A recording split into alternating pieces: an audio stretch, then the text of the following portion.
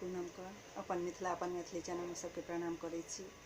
आई हम एकटा सामा के गीत गाबऽ जा रहल छी। नीक लागत तऽ लाइक करब, चैनल के सब्सक्राइब करब, कमेंट में लिखब। गाम के अधिकारी से बड़का भैया भैया हाथ 10 पोखरी खुनाय दिया, चंपा फूल लगा दिया यो।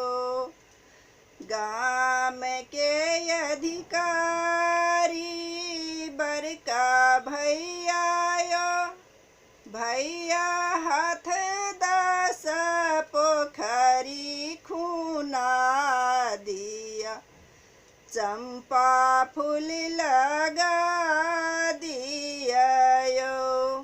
भैया लोढ़ल भौजो हार गाथू है, आहे से हर पहिर बरकी बहिनो, शाम चकेबा खेल करू हे।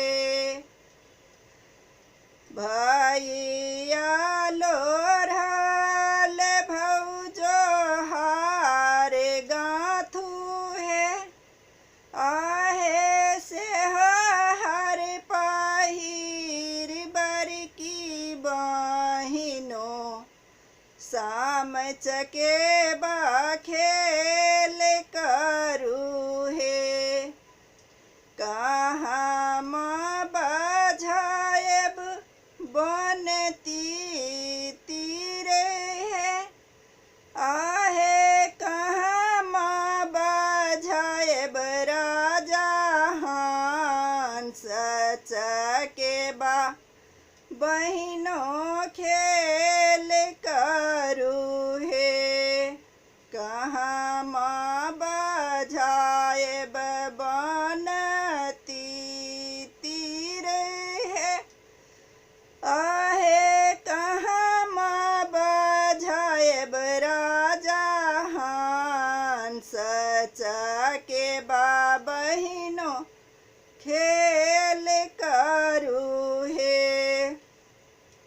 जाले बजायब बनती तीर है, आहे बकुली बजायब राजा हंस चकेबा बहिनों खेल करू हे। जाले बजायब बनती तीर है, आहे बकुली बजायब राजा हंस चकेबा बहिनों खेल करू हे।